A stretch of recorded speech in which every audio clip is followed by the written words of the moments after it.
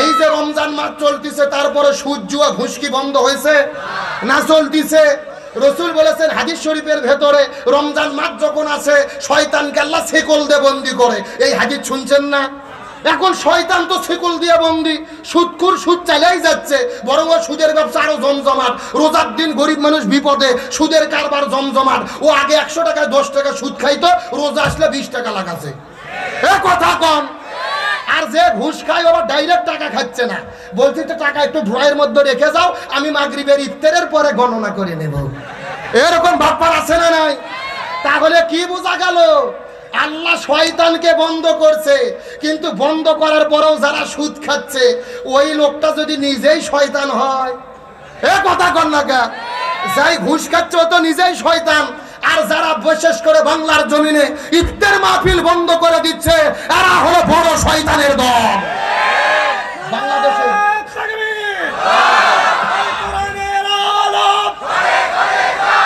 ইসলামের শত্রুরা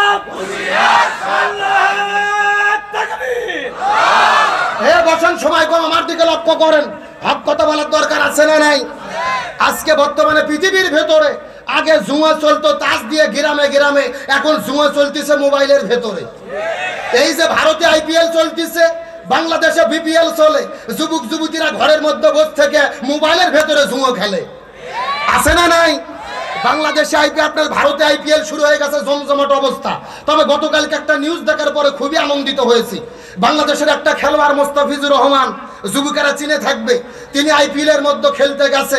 খেলতে যাওয়ার পরে তাকে কোটি কোটি টাকা অফার করেছে, তার বিনিময়ে তার জার্সির ভেতরে একটা অ্যালকোহলের অ্যাড করতে হবে, মদের অ্যাড করতে হবে। এই মুস্তাফিজুর রহমান বাংলাদেশের মুসলমানের সন্তান, ও বলেছে আমি প্রয়োজনে খেলা বাদ দেব, তারপরও মদের প্রচার করব না। আল্লাহু আকবার বলেন। আমরা মুস্তাফিজুর রহমানকে স্যালুট দেই, তার প্রশংসা করি। সে খাঁটি মুসলমান, যেখানে বড় বড় খেলোয়াড়রা কোটি কোটি টাকা নিয়ে তাদের জার্সির ভেতরে অ্যালকোহলের অ্যাড করতেছে, মদের অ্যাড করে পৃথিবীতে ছড়িয়ে দিচ্ছে। আর মুস্তাফিজুর রহমান বলেছে না, প্রয়োজনে খেলা ছাড়বো। মদকে হারাম করেছেন কে? আল্লাহর কোরআন বলেন ইন্নামাল খামরু ওয়াল মাইসির ওয়াল আনসাব ওয়াল আজলাম রিজসুম মিন আমালিশ শাইতান। মদ জুয়া নিশা দ্রব্যকে আমি আল্লাহ হারাম করেছি। এই যে মুস্তাফিজুর রহমান হারাম জিনিসকে বয়কট করেছে, এই জন্য সে প্রশংসার দাবিদার। আজকে বাংলাদেশের বর্তমানে খেলোয়াড়রা মুশফিকুর রহিম, তামিম ইকবাল, মিরাজ কোটি কোটি টাকা খাইয়া নগদের দালালি করতেছে। এ যুবকেরা কথা কও না কা, নিজেরা নাটক করতেছে, অভিনয় করতেছে। আর ওই সময়ে মুস্তাফিজুর রহমান যেই সময় অ্যালকোহলকে বয়কট করেছে, আমার মনে হচ্ছে মুস্তাফিজুর রহমানের কাছ থেকে অন্যান্য খেলোয়াড়দের শিক্ষা নেওয়া দরকার। আবার ভুল বুঝবেন না, মুস্তাফিজুর রহমানের পক্ষে বললাম মানে যে খেলা হালাল হয়ে গেছে, বিষয়টাই এমন না। ক্রিকেট খেলা হারাম হারামই আছে, কিন্তু তিনি যেই উদ্যোগ নিয়েছে, তিনি যে মদের বিরুদ্ধে দাঁড়াইছে, এই ভালোকে ভালো বলতে হবে। কথা বলেন ঠিক কিনা? আমার দিকে লক্ষ্য করেন, তাহলে চিৎকার করে বলেন ভয় করতে হবে কাকে? আরো জোরে বলেন। তাহলে বলেন তো দেখি, দুধের মধ্যে পানি ঢুকাইলে আসল থাকে নাকি নকল হয়? এ বগুড়ার মুসলমান, শেষ কথাটা বোঝার চেষ্টা করবেন।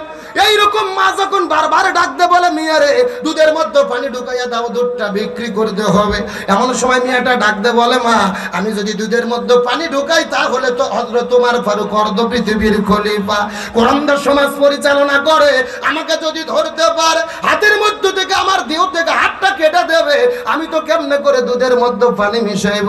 এমন সময় মা ডাকতে বলে মেয়েরে এই গভীর রজনীতে দুধের মধ্যে যদি পানি ঢুকানো হয় কেউ দেখতে পারবে না, ওমর ফারুক খোঁজ পাবে না।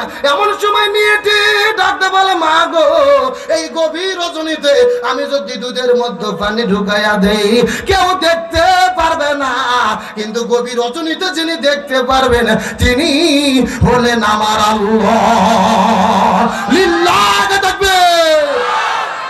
এই যে এরই নাম হলো তাকওয়া। এরই নাম কি? এ ভালো করে বোঝেন, সময় কম, একটা জিনিস বুঝই। এরই নাম কি? কেউ না দেখলে দেখে কে? আরো জোরে বলেন। কথাগুলো সুন্দর করে বোঝার চেষ্টা করবেন। এই জন্য বাংলাদেশের ভেতরে সমাজ রাষ্ট্র পরিচালনা করার জন্য গভীর মনোযোগ, একটা ব্যবসায়িক পরিবর্তনের জন্য তাকওয়ার দরকার। একটা ব্যবসায়িকের মধ্যে যদি আল্লাহর ভয় থাকে, এই ব্যবসায়িক কখনো খাদ্যে ভেজাল দিতে পারবে? একটা পুলিশের মধ্যে যদি আল্লাহর ভয় থাকে, এই পুলিশ কখনো নিরপরাধ মানুষকে গ্রেফতার করতে পারবে? লিল্লাহে তাকবীর, লিল্লাহে তাকবীর। রুহুল আমিন যুক্তিবাদী সাহেবের আগমন মাহফিলের পক্ষ থেকে, এলাকাবাসীর পক্ষ থেকে, সমাজের পক্ষ থেকে লিল্লাহে তাকবীর।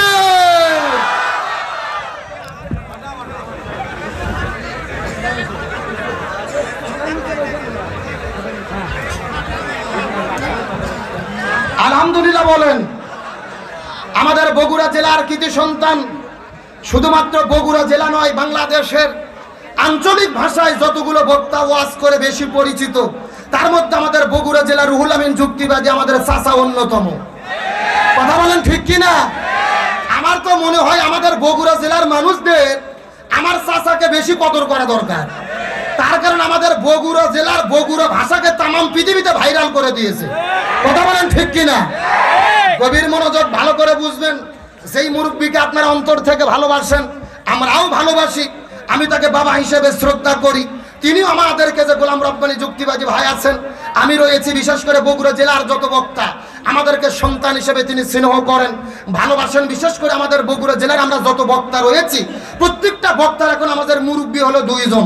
জোরে বলেন কয়জন? একটা হলো রুহুল আমিন যুক্তিবাদী, আর একটা হলো মুফতি ফজলুর রশিদ মিয়া। কথা বলেন ঠিক কিনা? এই দুইজনের উপরে আমাদের আর কোনো মুরব্বী, এই দুইজন মানুষ আমাদের বগুড়া জেলার নিয়ামত, আমাদের অহংকার। আমরা দোয়া করি আমার চাচা রুহুল আমিন যুক্তিবাদী এবং মুফতি ফজলুর রশিদ মিয়া দুইজনই গত মাসে আপনারা জানেন প্রচন্ড অসুস্থ হয়েছিল। একই সঙ্গে আমরা দোয়া করি আল্লাহ তাআলা আমাদের বগুড়া জেলার দুই রত্নকে আল্লাহ তাআলা আরো দীর্ঘ হায়াত দান করুক, বলেন আমিন। আল্লাহ তাদেরকে সুস্থতার সহিত কোরআনের হক কথা বলার তৌফিক দিক, বলেন আমিন। আমাদের মাতার তাজ হিসেবে, আমাদের আহবার হিসেবে আল্লাহ তাআলা আরো দীর্ঘদিন এই জমিনের মধ্যে তাদেরকে বাঁচিয়ে রাখুক, বলেন আমিন। যে যেখানে আসেন এখনই তিনি আলোচনা করবেন। আমি শেষ কথা বলে আপনাদের মধ্যে থেকে বিদায় নিয়ে চলে যাব। তাহলে চিৎকার করে বলেন, একমাত্র ভয় করতে হবে কাকে? আরো জোরে বলেন। এই রমজান আমাদেরকে আল্লাহর ভয়ের শিক্ষা দিল, কিন্তু এই রমজানের এত গুরুত্ব কেন? আল্লাহ বলেন, শাহরু রমাদান আল্লাযী উনজিলা ফীহিল কোরআন হুদাল লিন-নাস ওয়া বাইয়িনাতিন মিনাল হুদা ওয়াল ফুরকান। আল্লাহ তাআলা বলতেছে রমজানের কোনো গুরুত্ব থাকতো না যদি রমজান মাসে কোরআন নাজিল না হতো। জোরে বলেন, কি নাজিল না হতো? তার মানে বোঝা গেল রমজানের সম্মান কিসের কারণে? এ সর্বশেষ কথা বলেন, কিসের কারণে? এখন এই কোরআনের সম্মান আমরা কিভাবে করব? কোরআনের হক হলো 4টা। জোরে বলেন কয়টা? 1 নম্বর কোরআন পড়তে হবে, 2 নম্বর কোরআন বুঝতে হবে, 3 নম্বর কোরআন নিজে আমল করতে হবে, 4 নম্বর কোরআনের আইন সমাজে বাস্তবায়ন করতে হবে। জোরে বলেন কোরআনের হক কয়টা? কিন্তু বর্তমানে বাংলাদেশে লক্ষ্য করেন, আমার নবী যতদিন কোরআন পড়েছে নবীজির বিপদ হয়নি, নবীজি কোরআন বুঝেছে নবীর বিপদ হয়নি। কিন্তু যখনই নবীজি কোরআন আমল করেছে আর সমাজে কোরআনের রাষ্ট্র কায়েম করতে গেছে, তখনই আমার নবীজিকে 3.5 বছর জেলে বন্দী থাকতে হয়েছে। আমার নবীজি 1 নয় 2 নয় 82 বার হত্যার টার্গেটের শিকার হয়েছে। এ বগুড়ার মুসলমান, শেষ কথা, শুধুমাত্র আমার নবীজির জীবনে নয়, আজকে বাংলাদেশের দিকে লক্ষ্য করেন। আজকে বাংলাদেশে আমরা যারা কোরআন পড়ি, বাংলাদেশে যারা কোরআন পড়ে, হাফেজেরা শুধু কোরআন পড়ে, এদের কোনো বিপদ নাই। কথা কন না কে? হাজার হাজার কওমি মাদ্রাসা, লক্ষ লক্ষ হাফেজেরা কোরআন পড়তেছে, কোনো বিপদ নাই। কোরআন নিজে নিজে যখন বোঝে, কোনো বিপদ নাই। কিন্তু বাংলাদেশে বিপদে আছে কারা? যারা কোরআন নিজে আমল করেছে আর সমাজে কোরআন প্রতিষ্ঠার আন্দোলন করতে গেছে। আজকে আল্লামা সাঈদী, আল্লামা মামুনুল হক, মুফতি আমির হামজা, এদের কি অপরাধ? আল্লামা সাঈদী যতদিন কোরআন পড়েছে আল্লামা সাঈদীর বিপদ হয়নি। আল্লামা সাঈদী যতদিন কোরআন বুঝেছে আল্লামা সাঈদীর ততদিন বিপদ হয়নি। কিন্তু আল্লামা সাঈদী যখন বলেছে আমি কোরআন নিজে আমল করব, এই বাংলাদেশে কোরআনের আইন বাস্তবায়ন করব, তখনই আল্লামা সাঈদীকে 13 বছর জেলে বন্দী রেখে বিনা চিকিৎসায় পরিকল্পিতভাবে হত্যা করা হয়েছে।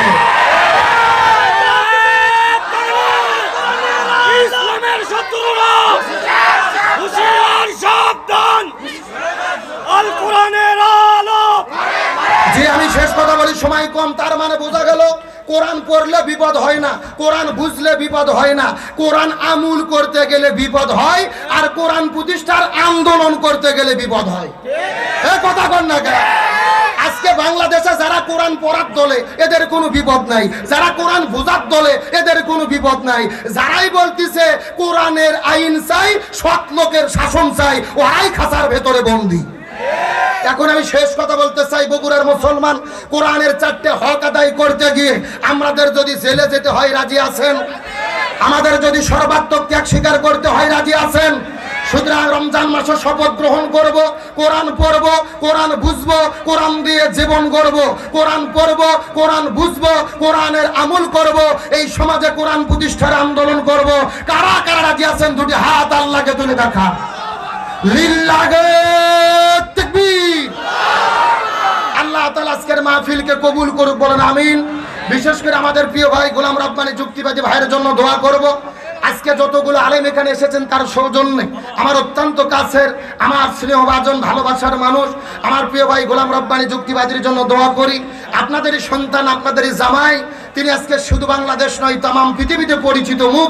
আল্লাহ তাআলা গোলাম রব্বানী যুক্তিবাদী ভাইকে যেন আরো সম্মানিত করে, বলেন আমিন। এবং আমি আপনাদেরকে অনুরোধ করে বলবো, যেহেতু আপনাদের এখানে মাদ্রাসাটা রয়েছে, মাদ্রাসার দিকে নেক নজর রাখবেন, মাদ্রাসাতে ছাত্র দেবেন, মাদ্রাসার দিকে সুদৃষ্টি রাখবেন। গোলাম রব্বানী যুক্তিবাদী ভাই কোটি কোটি টাকা মাদ্রাসায় দিতে পারবে, কিন্তু আপনাদের যদি সহযোগিতা না পায় মাদ্রাসা চালানো যাবে না। অনুরোধ করে বলবো, মাদ্রাসাকে মহব্বত করবেন। এখানে যেন মাদ্রাসা প্রতিষ্ঠিত হয়েছে, যত তিলাওয়াত হয় এলাকার মধ্যে রহমত নাজিল করে কে?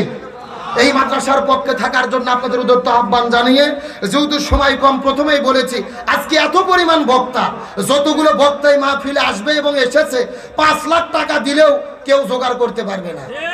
কথা কন না গা? মানে মাগরিব থেকে শুরু করে সেহরি পর্যন্ত যত বক্তা এখানে আসবে, কেউ দ্বিতীয় বক্তার ওয়াজ করে না।